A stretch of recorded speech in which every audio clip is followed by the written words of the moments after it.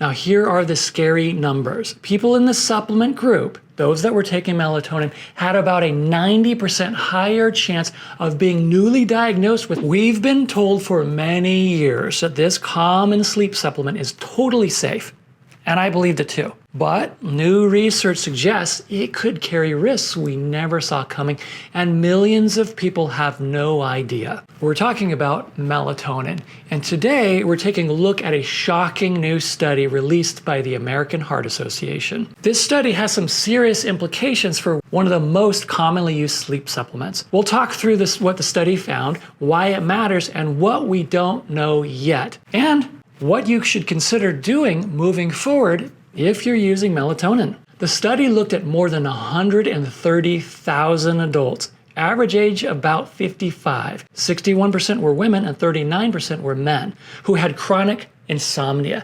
They compared people who had been taking melatonin for at least 1 year with people similar in age, gender, and health who had never taken melatonin before. Now here are the scary numbers. People in the supplement group, those that were taking melatonin, had about a 90% higher chance of being newly diagnosed with heart failure over 5 years compared to non-users, those who did not take melatonin. They were about 3.5 times more likely to be hospitalized for heart failure, and they were nearly twice as likely to die from any cause in that 5-year period, meaning all-cause mortality. If you're thinking, wait a minute, is this the same melatonin that I've been getting over the counter? Yes. Yes, it is. And this study is suggesting that long-term use might carry very serious cardiovascular risks. So if you're 40, 50, 60, and beyond, we really need to pay close attention to this because as we age, sleep quality drops. So we tend to be more likely to take sleep aids. I know I have at times. We're also more vulnerable to heart and metabolic problems. If you've been taking melatonin nightly for months or years, or you're thinking about taking it, maybe it's worth asking, am I trading off one problem, poor sleep, for something much worse, heart trouble? It also matters for someone who's interested in longevity because good sleep is critical for healthy aging. And melatonin is often suggested as one way to help with that. Before we continue, if you're using melatonin, let me know in the comments below.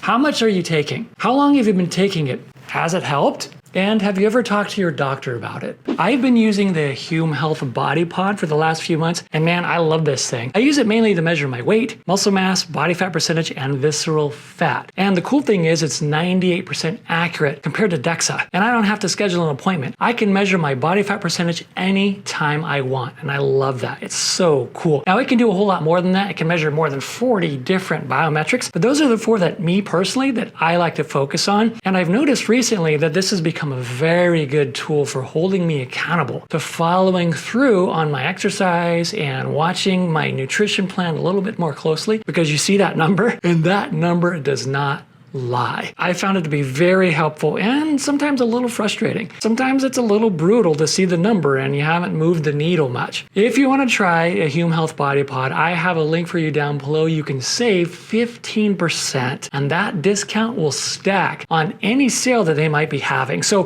whatever the sales price is, you can get an additional 15%. Also, if you have an HSA or an FSA, you can use it to pay for this. It's a qualified expense, and in some cases, your health insurance will cover it. That is awesome, but you have to check with your provider on that. It's become very helpful for me, and I hope it'll help you. Now, before we panic and react out of fear, let's take a look at what's behind the numbers and what we don't know yet. And this is very important. So let me say this clearly. The researchers stress these findings are not proof of cause and effect, meaning it doesn't prove that melatonin caused heart failure.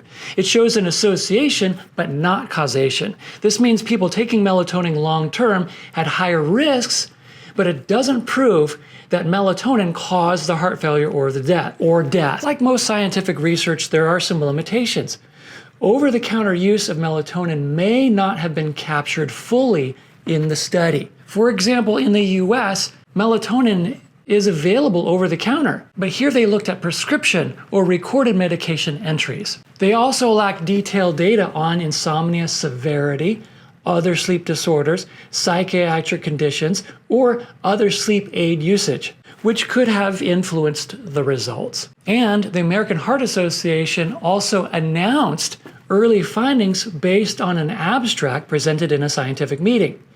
It's not yet a fully peer-reviewed manuscript or fully peer-reviewed study. So yes, there's enough to raise a warning flag, but also enough that we should interpret carefully and not overreact. Bottom line is they need more research. So if you've been taking melatonin regularly, what should you do?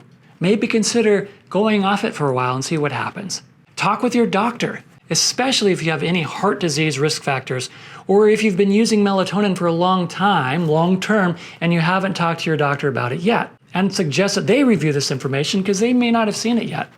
Focus on creating and maintaining good, healthy habits such as consistent bedtimes and consistent wake times, light exposure, a winding down routine, cooler temperatures in the room, blackout curtains, and so on and so on. There's so many videos out there about good sleep routines.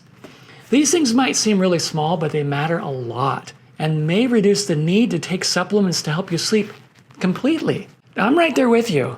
I'm working on this myself. Remember that supplements are not magic bullets. We can generally get the biggest, most important benefits by building and maintaining healthy lifestyle habits. So in summary, this new study suggests long-term use of melatonin for sleep might be associated with serious health outcomes, serious negative outcomes. Higher rates of heart failure diagnosis, hospitalization, and even death. It does not prove cause and effect yet, but there's enough to pause and reconsider. Remember, investing in your health span and lifespan means looking at the full picture, not just immediate relief, but long-term implications as well.